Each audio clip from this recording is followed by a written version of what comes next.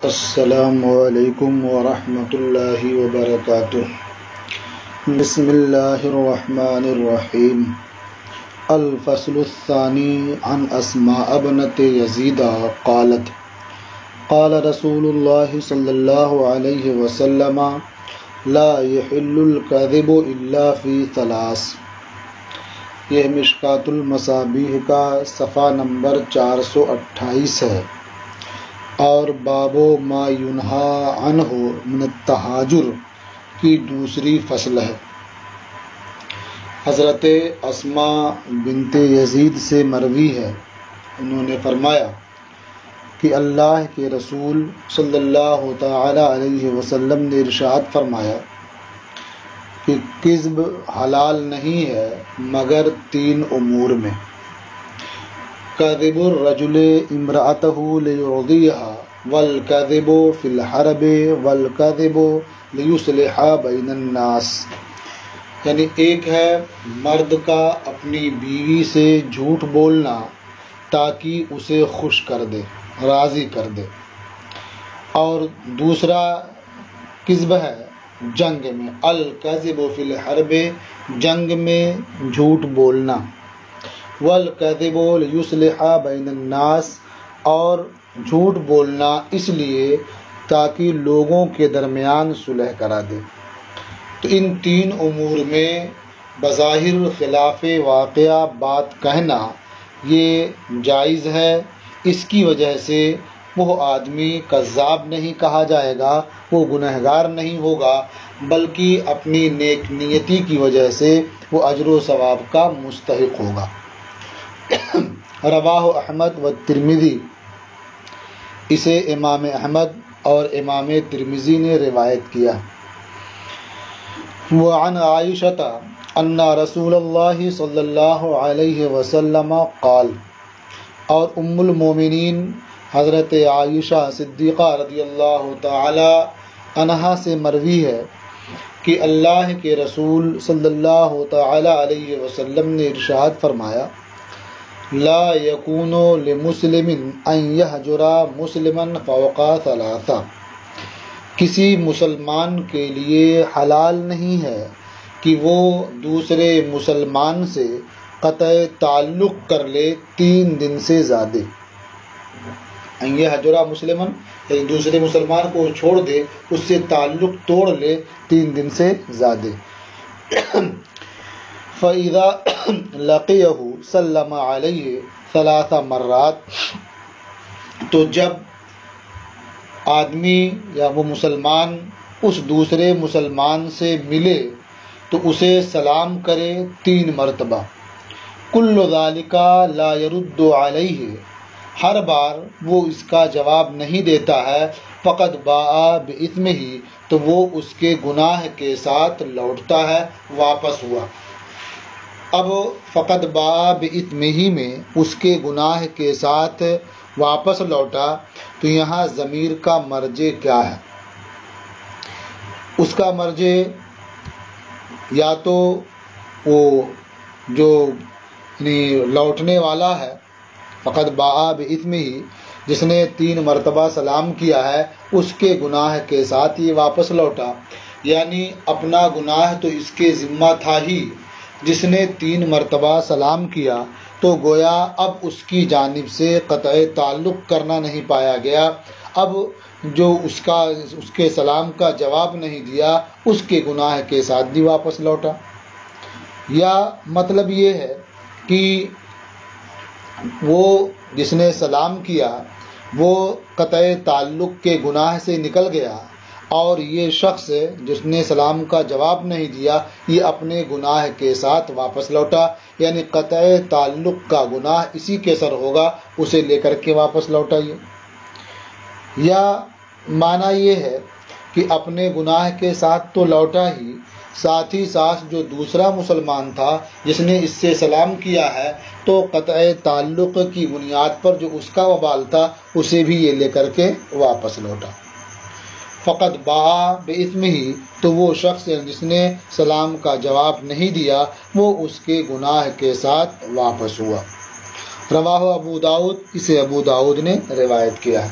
اس سے معلوم ہوا کہ جس شخص نے سلام کر لیا اور اس تعلق کو جوڑنے کی کوشش کی اب وہ اس قطع تعلق کے گناہ سے بری ہو گیا۔ وعن ابی ہریرہ ان رسول اللہ صلی اللہ علیہ وسلم قال، اور حضرت ابو ہریرہ رضی اللہ تعالی عنہ سے مروی ہے کہ اللہ کے رسول صلی اللہ تعالی علیہ وسلم نے ارشاد فرمایا، لا یحل لمسلم ان یہجر اخاہ فوق ثلاث، کسی مسلمان کے لیے حلال نہیں ہے کہ وہ اپنے بھائی کو، یہاں بھائی سے مراد خالی نسبی بھائی نہیں ہے بلکہ مطلقاً اپنے دینی بھائی کو 3 دن سے زیادہ چھوڑے رکھا، یعنی اس سے قطع تعلق کیا۔ فمن حجر فوق ثلاث، تو جس نے 3 دن سے زیادہ قطع تعلق کیا، فماتا دخل النار، اور اسی حال میں وہ مر گیا تو وہ جہنم میں داخل ہوگا، یعنی وہ اس گناہ کی وجہ سے جہنم کا حقدار ہو گیا۔ اب یہ اللہ کے فضل و کرم پر ہے کہ اگر وہ اپنے فضل سے چاہے تو اسے معاف کر دے اور اگر چاہے تو اسے جہنم میں داخل فرمائے۔ تو معلوم ہوا کہ یہ 3 دن سے زیادہ قطع تعلق کرنا یہ بہت بڑا گناہ ہے، اس کی وجہ سے وہ آدمی جہنم کا مستحق ہو جاتا ہے۔ وعن ابی خراش السلمی، اور ابو خراش سلمی سے مروی ہے، انہو سمع رسول اللہ صلی اللہ علیہ وسلم یقول، انہوں نے اللہ کے رسول صلی اللہ تعالی علیہ وسلم کو فرماتے ہوئے سنا، من حجر اخاہ سنتن فہو کسفک دمہ، جس شخص نے اپنے بھائی کو 1 سال تک چھوڑے رکھا، اس سے تعلق منقطع رکھا، فہو کسفک دمہ، کہ 1 سال اس سے لا تعلق رہنا یہ اس کا خون بہانے کی طرح سے ہے، گویا فرقت کی تلوار سے اس نے اپنے اس بھائی کا خون کر دیا کہ 1 سال تک اس سے تعلق توڑے رہا۔ یہ ہے کہ یہ جہاں جہاں یہ بات آ رہی ہے کہ 3 دن سے زیادہ تعلق نہ توڑے رکھے اور جو 3 دن سے زیادہ قطع تعلق کرے گا وہ جہنم کا مستحق ہوگا، یہ سب اس صورت میں ہے جب کہ عناد اور دشمنی کی بنیاد پر ایسا کرے، لیکن اگر کسی کی اصلاح کے لیے اس سے قطع تعلق کرتا ہے، مثلا یہ کہتا ہے کہ تم نماز نہیں پڑھتے ہو اس لیے میں تم سے بات نہیں کروں گا، اگر تم نماز پڑھنا شروع کر دو تو پھر بات کریں گے تم سے، تو ایسی صورت میں 3 دن نہیں، اگر ماہ 2 ماہ بھی گزر جائے تو اس میں کوئی حرج نہیں ہے، اس کی وجہ سے آدمی گناہگار نہیں ہوگا اور جہنم کا مستحق نہیں ہوگا۔ یہاں مراد عناد اور دشمنی کی وجہ سے قطع تعلق کرنا ہے۔ وعن ابی ہریرہ قال، اور حضرت ابو ہریرہ سے مروی ہے فرمایا، قال رسول اللہ صلی اللہ علیہ وسلم، لا یحل لمؤمن ان یہجر مؤمنا فوق ثلاث، اللہ کے رسول صلی اللہ تعالی علیہ وسلم نے ارشاد فرمایا، کسی مومن کے لیے حلال نہیں ہے کہ وہ کسی مومن کو 3 دن سے زیادہ چھوڑے رکھے، یعنی اس سے قطع تعلق کرے۔ فَإِن مَرَّتْ بِهِ ثَلَاث، تو اگر اس پر 3 دن گزر جائیں، فَلْيَلْقَهُ فَلْيُسَلِّمْ عَلَيْهِ، تو اسے چاہیے کہ اس مومن بھائی سے ملاقات کرے اور اسے سلام کرے۔ فَإِن رَدَّ عَلَيْهِ السَّلَامَ فَقَدْ اشْتَرَكَ فِي الْأَجْرِ، تو اگر اس دوسرے مومن بھائی نے سلام کا جواب دے دیا تو دونوں اجر میں شریک ہو گئے، یعنی قطع تعلق کو انہوں نے چھوڑ دیا، یعنی اب دوستی کر لی تو جو قطع تعلق کو ترک کرنے کا اجر و ثواب ہے اس میں دونوں شریک ہوں گے۔ وَإِن لَمْ يَرُدَّ عَلَيْهِ، اور اگر اس مومن بھائی نے جسے سلام کیا گیا اس نے جواب نہیں دیا، فقد باء بالإثم، تو وہ گناہ کے ساتھ واپس لوٹا۔ یہاں بھی وہی تفصیل ہے، یعنی قطع تعلق کے گناہ کے ساتھ واپس لوٹا، یا جس نے سلام کیا تھا جواب نہیں دیا اس کے گناہ کے ساتھ واپس لوٹا، یا جس نے سلام کیا تھا قطع تعلق میں یہ شامل تھا تو جو اس کی بنیاد پر گناہ ہوا اسے بھی وہ لے کر کے واپس لوٹا۔ وَخَرَجَ الْمُسَلِّمُ مِنَ الْحِجْرَةِ، اور سلام کرنے والا قطع تعلق کے گناہ سے بری ہو گیا، نکل گیا، یعنی اس کا گناہ بھی وہ اپنے ساتھ لے کر گیا۔ رواہ ابو داؤد، اسے ابو داؤد نے روایت کیا۔ وعن ابی الدرداء قال، اور حضرت ابو درداء سے مروی ہے، انہوں نے فرمایا قال رسول اللہ صلی اللہ علیہ وسلم الا اخبرکم بافضل من درجۃ الصیام والصدقۃ والصلاۃ، اللہ کے رسول صلی اللہ تعالی علیہ وسلم نے ارشاد فرمایا، کیا میں تمہیں روزے، صدقہ اور نماز کے درجے سے افضل کو نہ بتا دوں کہ جو ان سب کے درجات سے بھی افضل ہے؟ قال، حضرت ابو درداء نے فرمایا قلنا بلا، ہم نے عرض کیا کیوں نہیں یا رسول اللہ، آپ ضرور ہمیں بتائیں جو ان سب سے افضل درجے کی حامل چیز ہے۔ قال اصلاح ذات البین، اصلاح ذات البین، بین کا معنی ہوتا ہے جدائی اور بین کا معنی ہوتا ہے درمیان۔ اس کے بارے میں یہ بھی کہا گیا کہ یہ لفظ بین ازداد میں سے ہے، یہ وصل اور فرقت دونوں کے لیے آتا ہے۔ تو یہاں جو کہا گیا اصلاح ذات البین، تو معنی کیا ہے؟ فرقت والی حالت کی اصلاح، یعنی دو لوگوں میں جدائی ہو گئی، فرقت ہو گئی، اب اس فرقت والی حالت کو اصلاح کر دینا، اسے دور کر دینا تاکہ سب میں اتحاد ہو جائے، یہ سب سے افضل ہے۔ تو قال اصلاح ذات البین، یعنی ان سب کے درجے سے افضل کیا ہے؟ فرقت والی حالت کی اصلاح، یعنی مسلمانوں کے درمیان اختلاف و انتشار ہو گیا، دو بھائیوں کے درمیان جدائیگی ہو گئی، تو اس جدائیگی کی بنیاد پر جو حالت بنی اس کی اصلاح کر دینا تاکہ پھر مل کر کے رہنے لگیں، یہ افضل ہے۔ وہ فساد و ذات البین، یہاں اس کا دوسرا معنی ہو جائے گا، یعنی اتحاد والی حالت کو خراب کرنا۔ فساد و ذات البین، وصل والی حالت کو خراب کرنا، بگاڑنا، یہ خیرات کو زائل کرنے والی چیز ہے، نیکیوں کو لے جانے والی اور موڑ دینے والی چیز ہے۔ حالقہ کا معنی ہوتا ہے استرا، جس سے بال موڑا جاتا ہے، لیکن یہاں مراد بال موڑنا نہیں ہے، بلکہ اس کے اعمال صالحہ کو موڑ دینا ہے، اس کے نیکیوں کو ختم کر دینا ہے۔ رواہ ابو داؤد و ترمذی، اسے ابو داؤد اور ترمذی نے روایت کیا۔ وقال هذا حدیث صحیح، اور فرمایا کہ یہ حدیث صحیح ہے۔ وعن الزبیر قال، اور حضرت زبیر سے مروی ہے، فرمایا قال رسول اللہ صلی اللہ علیہ وسلم دب الیکم داء الامم قبلکم، اللہ دبا دبو کا معنی ہوتا ہے آہستہ سے آ جانا، سرایت کر جانا، خفیہ طور پر آ جانا، رینگنا۔ تو دبا الیکم داء الامم قبلکم، تم سے پہلی امتوں کی بیماری تمہارے درمیان تمہاری طرف سرایت کر گئی ہے، تمہاری طرف چپکے سے آ گئی ہے۔ اب وہ ہے کیا تم سے پہلی امتوں کی بیماری؟ الحسد والبغضاء، حسد اور عداوت۔ حسد اور عداوت یہ تم سے پہلی امتوں کی بیماری تھی، جو آہستہ سے تمہارے درمیان بھی آ گئی ہے، تمہاری طرف بھی وہ آ گئی ہے، سرایت کر گئی ہے۔ ہے الحالقہ، یہ بیماری موڑ دینے والی ہے۔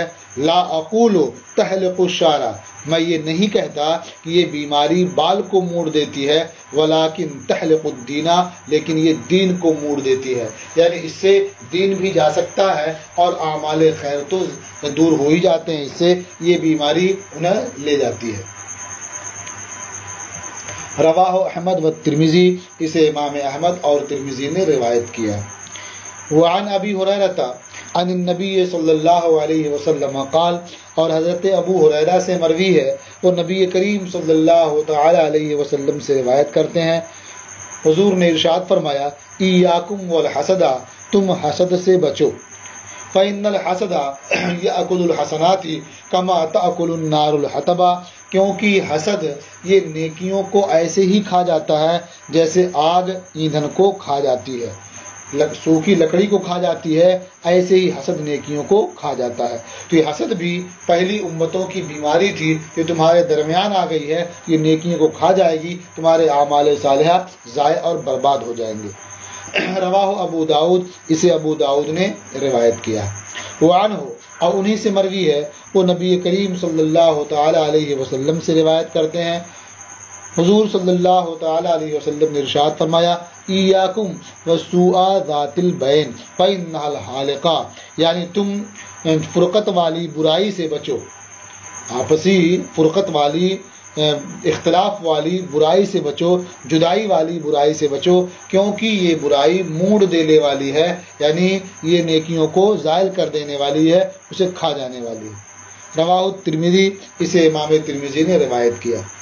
وعن ابی ضرمۃ ان النبی صلی اللہ علیہ وسلم قال، اور ابو سرمہ یعنی سواد کے کسرے کے ساتھ، وعن ابی سرمۃ، اور حضرت ابو سرمہ سے مروی ہے کہ نبی کریم صلی اللہ تعالی علیہ وسلم نے ارشاد فرمایا، من ضار ضار اللہ بہ، جس نے ضرر پہنچایا یعنی کسی مومن کو، کسی مسلمان کو ضرر پہنچایا، ضار اللہ بہ، تو اللہ تعالیٰ اسے ضرر پہنچائے گا، اسے نقصان پہنچائے گا۔ ومن شاق شاق اللہ علیہ، اور جس نے مشقت پیدا کی، کسی کو دشواری میں ڈالا، تو اللہ تعالیٰ اس پر مشقت ڈال دے گا، اس پر مشقت پیدا فرما دے گا۔ رواہ ابن ماجہ و ترمذی، اسے ابن ماجہ اور ترمذی نے روایت کیا۔ وقال ھذا حدیث غریب، اور فرمایا کہ یہ حدیث غریب ہے۔ وعن ابی بکر الصدیق قال، اور حضرت ابو بکر صدیق رضی اللہ تعالی عنہ سے مروی ہے، فرمایا، قال رسول اللہ صلی اللہ علیہ وسلم، ملعون من غار مؤمنا او مکر بہ، اللہ کے رسول صلی اللہ تعالی علیہ وسلم نے ارشاد فرمایا کہ وہ شخص ملعون ہے، یعنی مقام قرب اور مقام قبولیت سے دور ہے، جس نے کسی مومن کو ضرر پہنچایا یا اسے دھوکہ دیا۔ تو جو مومن کو ضرر پہنچاتا ہے، اسے دھوکہ دیتا ہے، وہ رب تعالیٰ کی بارگاہ کے قرب سے دور ہوتا ہے اور وہ اللہ کی رحمت سے دور ہوتا ہے، اسی کو ملعون کہا جاتا ہے۔ رواہ الترمذی، اسے امام ترمذی نے روایت کیا۔ وقال ھذا حدیث غریب، اور فرمایا کہ یہ حدیث غریب ہے۔ وعن ابن عمر قال، اور حضرت عبداللہ ابن عمر سے مروی ہے، فرمایا، صعد رسول اللہ صلی اللہ علیہ وسلم المنبر، اللہ کے رسول صلی اللہ تعالی علیہ وسلم منبر پر تشریف فرما ہوئے، فنادا بصوت رفیع، اور بلند آواز سے آپ نے پکارا، فقال یا معشر من اسلم بلسانہ ولم یفض الایمان الی قلبہ، اے وہ لوگوں، اے وہ جماعت جنہوں نے اپنی زبان سے اسلام قبول کیا ہے اور ایمان ان کے دل تک نہیں پہنچا ہے، لا تؤذوا المسلمین، مسلمانوں کو ایذا نہ دو، مسلمانوں کو ستاؤ نہیں، ولا تعیروہم، انہیں عار نہ دلاؤ، شرم نہ دلاؤ، ولا تتبعوا عوراتہم، اور ان کی عیب جوئی نہ کرو، ان کی چھپی ہوئی چیزوں کے پیچھے نہ پڑو، اس کی تلاش نہ کرو۔ فإنہ من یتبع عورت اخیہ المسلم، کیونکہ جو شخص اپنے مسلمان بھائی کی چھپی چیز کے پیچھے پڑے گا، اسے تلاش کرے گا، یعنی جو اپنے مسلمان بھائی کی عیب جوئی کرے گا، یتبع اللہ عورتہ، تو اللہ تعالیٰ اس مسلمان کی عیب جوئی، اس شخص کی عیب جوئی فرمائے گا۔ ومن یتبع اللہ عورتہ، اور اللہ تعالیٰ جس کی عیب جوئی فرمائے، یفضحہ، وہ اسے رسوا کر دے گا، اسے ذلیل کر دے گا۔ ولو فی جوف رحلہ، اگرچہ وہ شخص اپنی منزل کے بیچ میں ہو، یعنی وہ اپنے گھر کے وسط میں بیٹھا ہوا ہو، لیکن اللہ تعالیٰ جب چاہے گا اس کی برائیاں بیان کرنا، اس کے عیب ظاہر فرمانا، تو اسے رسوا کر دے گا، ذلیل کر دے گا۔ اس لیے تم کسی مسلمان کی عیب جوئی میں نہ پڑو اور اس کی کوشش نہ کرو، ورنہ اللہ تمہیں رسوا کر دے گا۔ اب یہ کہ جو اپنی زبان سے اسلام لائے، یعنی کلمہ تو پڑھ لیا، لیکن جو اسلام کے تقاضے ہیں ان پر وہ عمل پیرا نہیں ہے، تو اس کا مطلب یہ ہوا ایمان ان کے دل تک نہیں پہنچا ہے۔ اس لیے کہ اگر ایمان دل تک پہنچتا تو وہ کبھی بھی ایمان کے اسلام کے جو احکام ہیں اس کے خلاف نہیں کرتا۔ کہ ایذا دینا، عار دلانا، عیب جوئی کرنا، یہ سب اسلام کے خلاف ہیں۔ اگر آدمی ایسا کرتا ہے تو اس کا مطلب یہ ہے کہ وہ زبان سے کلمہ پڑھتا ہے اور اس کے دل میں ایمان داخل نہیں ہوا۔ رواہ الترمذی، اسے امام ترمذی نے روایت کیا۔ وعن سعید بن زید عن النبی صلی اللہ علیہ وسلم قال، اور حضرت سعید بن زید سے مروی ہے، وہ نبی کریم صلی اللہ تعالی علیہ وسلم سے روایت کرتے ہیں کہ حضور نے ارشاد فرمایا، انا من ارب الربا الاستفالۃ فی عرض المسلم، یقیناً بغیر حق ناحق مسلمان کی آبرو میں زبان درازی کرنا یہ سب سے بڑا سود ہے، سب سے بڑی زیادتی ہے۔ ربا کا معنی ہوتا ہے مطلقاً زیادتی، اور کبھی کبھی یہ بے کی زیادتی یا کچھ دے کر کے زیادہ لینا، اسے بھی ربا کہا جاتا ہے جو خالی عن العوض ہو۔ تو مسلمان کی آبرو میں ناحق دست درازی کرنا یہ سب سے بڑا سود ہے، یہ سب سے بڑی زیادتی ہے۔ رواہ ابو داؤد، اسے ابو داؤد نے روایت کیا اور بیہقی نے شعب الایمان میں روایت کیا ہے۔ اس سے سمجھ میں آتا ہے کہ آدمی کو کبھی بھی کسی مسلمان کی آبرو کے بارے میں ایسی بات نہیں کہنی چاہیے جس سے اس کے لیے دقت ہو یا وہ رسوا ہو یا اسے وہ ناپسند کرتا ہو، تو کبھی بھی اس طرح کی بات نہیں کرنی چاہیے۔ یہ کہہ سکتے ہیں کبھی بھی کسی کی کسی طرح سے آبرو ریزی نہیں کرنی چاہیے۔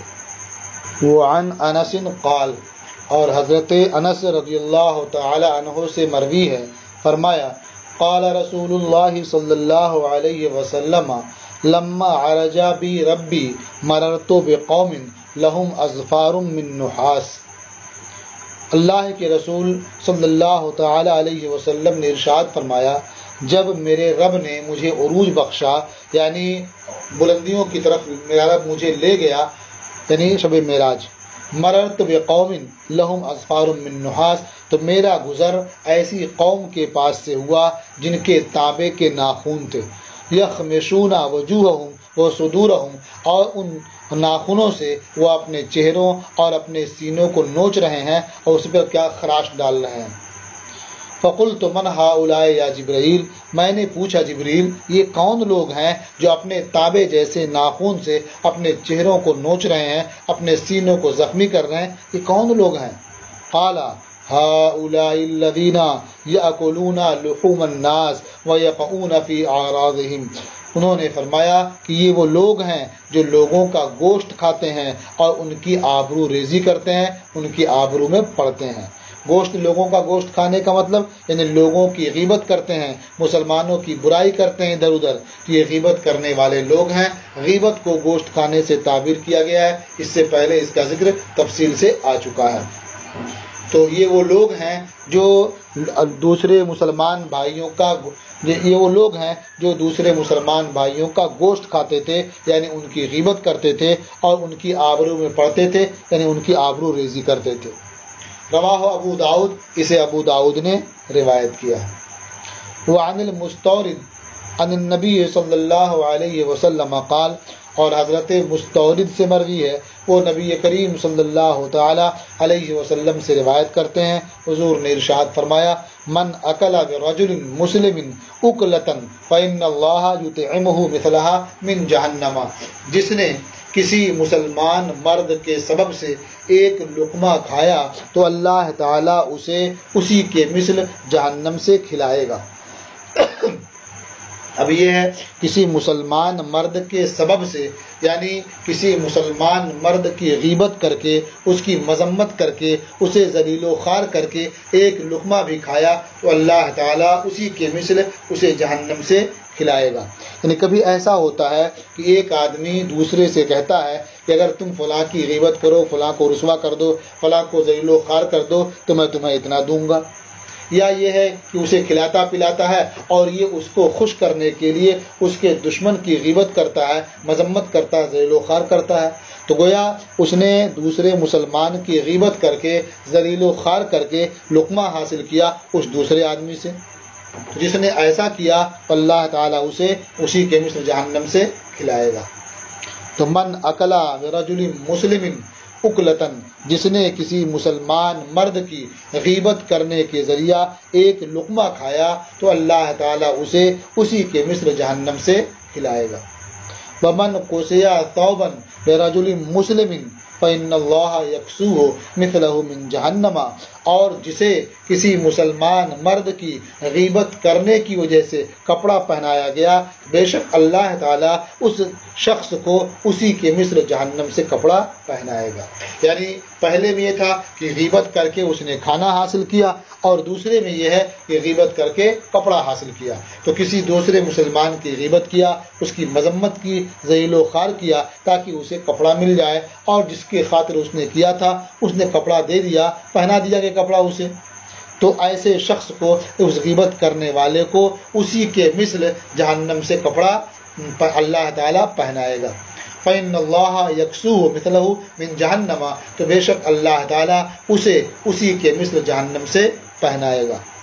وَمَنْ قَامَ بِرَجُلٍ مَقَامَ سُمْعَةٍ وَرِيَاءٍ، اور جو شخص اور جس نے کسی مرد کو سمعہ اور ریا کی جگہ کھڑا کیا، اس صورت قامہ میں جو با ہے تعدیہ کے لیے ہوگا، تو قامہ برجل، قامہ یقوم کھڑا ہونا اور قامہ بے کھڑا کرنا ہو جائے گا۔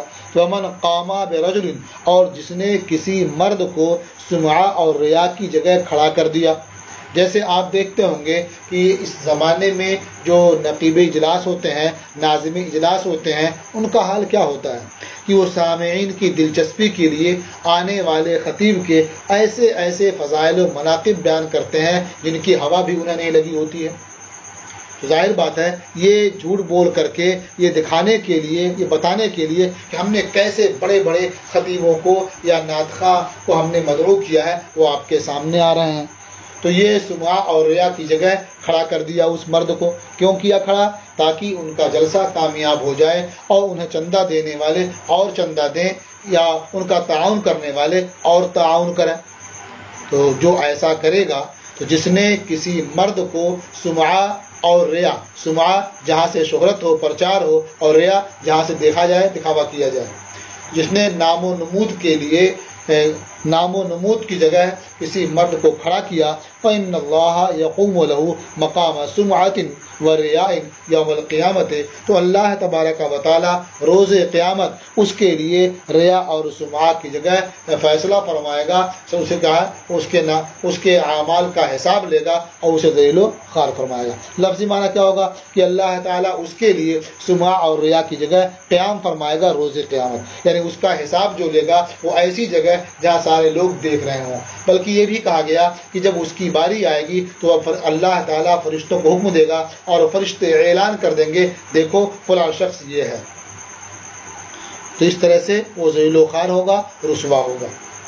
اور ایک معنی یہ ہے کہ من قام برجل، جس نے کسی مرد کے سبب، یعنی کسی مالدار مرد کے سبب یا صاحب منصب مرد کے سبب سمعہ اور ریا کی جگہ قیام کیا، کھڑا ہوا، یعنی دیکھا کہ یہ فلاں سیٹھ صاحب ہیں اور انہیں دکھانے کے لیے خوب لمبی لمبی نمازیں پڑھی، یا انہیں دکھانے کے لیے اپنا خوب ٹائٹل لگایا، ایک دو کو ساتھ میں نعرہ لگانے والے کو لے لیا، یا قصیدہ پڑھنے والے، تعریف کرنے والوں کو لے لیا، تاکہ اس کا بھاؤ بڑھ جائے اور وہ سیٹھ صاحب اس کی قدر کریں، اسے کیا انعام اکرام سے نوازیں اور اسے کیا دولت سے مالا مال کر دیں۔ تو اس مالدار مرد سے خسیس دنیا حاصل کرنے کے لیے خود کو ریا سمعہ کی جگہ کھڑا کر دیا، تو اللہ تبارک و تعالیٰ اسے بھی روز قیامت نام و نمود کی جگہ کھڑا کر کے اس کا فیصلہ فرمائے گا۔ رواہ ابو داؤد، اسے ابو داؤد نے روایت کیا ہے۔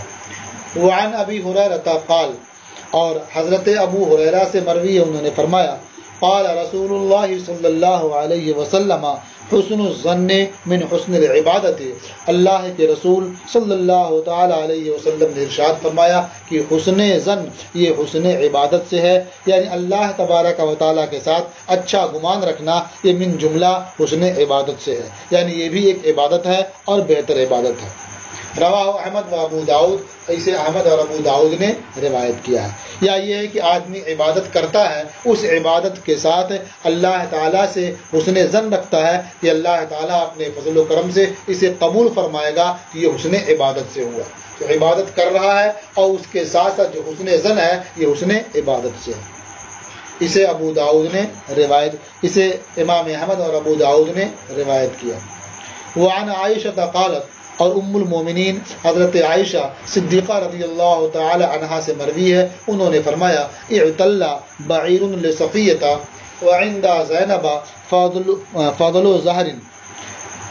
ام المومنین حضرت عائشہ صدیقہ رضی اللہ تعالی عنہا سے مروی ہے، انہوں نے فرمایا کہ ام المومنین حضرت صفیہ رضی اللہ تعالی عنہا کا اونٹ بیمار ہو گیا اور ام المومنین حضرت زینب رضی اللہ تعالی عنہا کے پاس ایک فالتو سواری تھی، یعنی ضرورت سے فاضل سواری تھی۔ ظاہر ان کا معنی ہوتا پشت، یہاں مراد کیا ہے؟ سواری کی پشت، تو ایک ان کی حاجت سے زائد ایک سواری تھی۔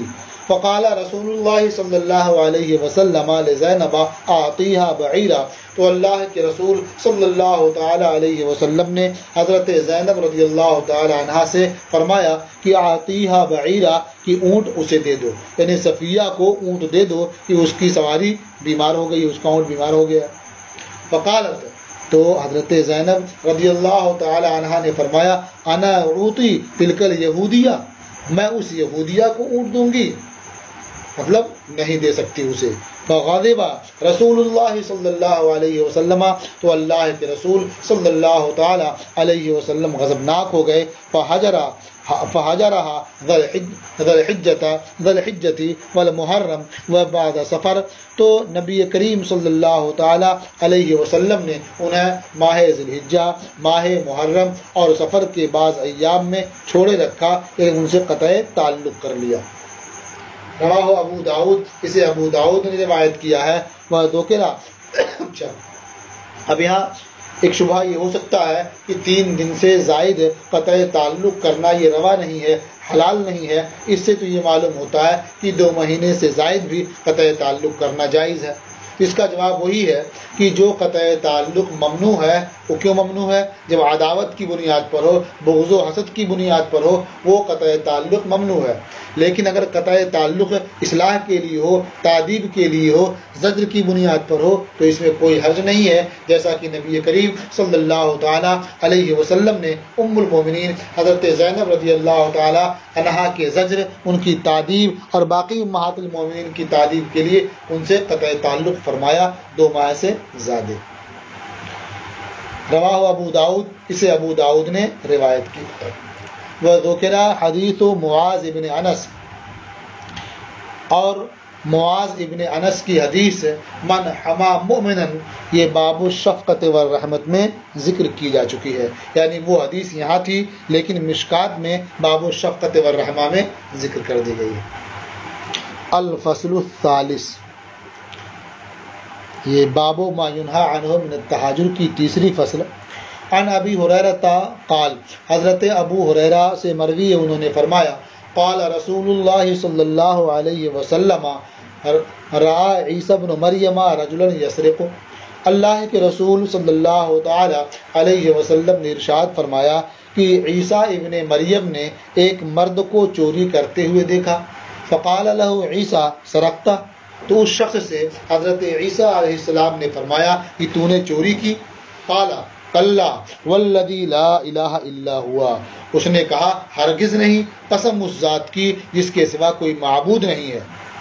فقال عیسیٰ آمنت باللہ، تو حضرت عیسیٰ علیہ السلام نے فرمایا کہ میں اللہ پر ایمان لایا، یعنی میں نے تیری تصدیق کی تیرے اللہ کی قسم کھانے میں، تو نے اللہ کی قسم کھا لی، میں اللہ پر ایمان لایا اس لیے میں تیری تصدیق کرتا ہوں۔ وَكَذَّبْتُ نَفْسِي، اور میں نے اپنے نفس کی تکذیب کی، یعنی میں نے اپنے نفس کو جھوٹ سے متہم کر دیا کہ اس نے جو دیکھا ہے وہی کیا ہے، صحیح نہیں ہے۔ تو اس سے معلوم ہوا کہ جب کوئی اللہ تبارک و تعالیٰ کا واسطہ پیش کرے، اس کا نام لے کر کے ذکر کرے، اس کے نام کی قسم کھائے، تو مومن کو اس کا احترام کرنا چاہیے اور اس صورت میں اس کی بات مان لینی چاہیے۔ رواہ مسلم، اسے امام مسلم نے روایت کیا ہے۔ وعن انس قال، اور حضرت انس رضی اللہ تعالی عنہ سے مروی ہے، فرمایا قال رسول اللہ صلی اللہ علیہ وسلم قاد الفقر ان یکون کفرا، اللہ کے رسول صلی اللہ تعالی علیہ وسلم نے ارشاد فرمایا کہ قریب ہے کہ محتاجی کفر ہو جائے، یعنی کفر کا سبب بن جائے۔ ظاہر ہے جب آدمی محتاج ہوتا ہے تو اب وہ محتاجی کفر کا سبب بن سکتی ہے، اس لیے کہ ممکن ہے کہ وہ محتاجی سے تنگ آ کر کے اللہ تعالیٰ پر اعتراض کرنے لگے، یا اللہ تعالیٰ کی قضا سے وہ راضی نہ ہو، یا دوسروں سے وہ اللہ تعالیٰ کی شکایت کرتا پھرے، یا وہ خود ہی کفر کی طرف مائل ہو جائے، یہ دیکھ کر کے کہ عموماً جو کفار و مشرکین ہیں وہ مالدار ہیں اور جو مسلمان ہیں وہ تنگ دست ہیں، انہیں آزمائش میں ڈالا گیا ہے۔ تو اس طرح سے محتاجی یہ کفر کا سبب ہونے کے قریب ہے۔ وقاد الحسد ان یغلب القدر، اور قریب ہے کہ حسد تقدیر پر غالب آ جائے. یعنی تقدیر تو اپنی جگہ اٹل ہے، لیکن اگر یہ فرض کر لیا جائے کہ کوئی چیز تقدیر پر غالب آ سکتی ہے تو حسد ہے، یہ حسد تقدیر پر غالب آ سکتا ہے. بالفرض کوئی چیز غالب آئے گی اگر، حسد بھی غالب آ سکتا ہے.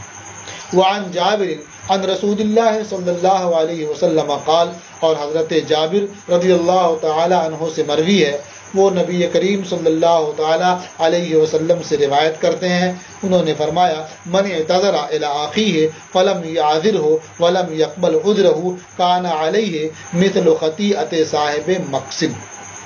جس نے اپنے بھائی سے معذرت کی، من اعتذر الی اخیہ، جس نے اپنے بھائی سے معذرت کی، فلم یعذر ہو تو اس نے اسے معذور نہیں جانا، ولم یقبل عذر ہو، یا اس نے اس کا عذر قبول نہیں کیا. دونوں کا حاصل ایک ہی ہے، اسے معذور نہیں جانا یا اس کا عذر قبول نہیں کیا. لیکن کون سا کلمہ حضور نے ارشاد فرمایا تھا اس کے بارے میں راوی کو شک ہو گیا تو دونوں بیان کر دیا. کانا علیہ، تو اب اس شخص پر جس نے عذر قبول نہیں کیا، جس نے معذور نہیں جانا، یہ ظلم کرنے والے یعنی ظلم والے کی خطا کے مثل وبال ہوگا، گناہ ہوگا.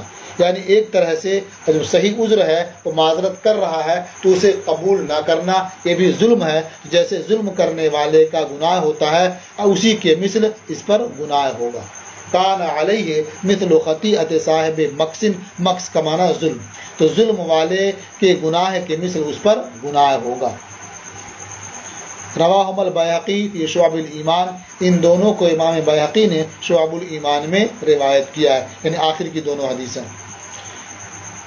وقال المکاس والعشار، اور فرمایا کہ مکاس کا معنی عشار ہوتا ہے یعنی ٹیکس وصول کرنے والا. یہاں مکاس سے مراد وہ ٹیکس وصول کرنے والا ہے جو ظلم کرتا ہے، زیادتی کرتا ہے ٹیکس وصول کرنے میں. تو جس طرح سے وہ ظلم اور زیادتی کرتا ہے تو وہ گنہگار ہوگا، اسی طرح سے جو عذر قبول نہیں کرے گا، معذور نہیں جانے گا، وہ بھی گنہگار ہوگا، خطا کار ہوگا.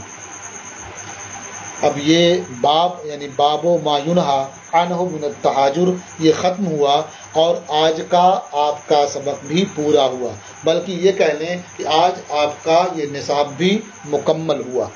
اب آپ حضرات اطمینان کے ساتھ چشماہی امتحان کی تیاری میں مصروف ہو جائیں. اللہ تبارک و تعالی اپنے حبیب کے صدقے میں آپ سب کو نمایاں کامیابی عطا فرمائے، اور آپ کے علم میں، عمر میں، رزق میں، عزت میں، وقار میں بے پناہ برکتیں پیدا فرمائے. السلام علیکم ورحمۃ اللہ تعالی وبرکاتہ.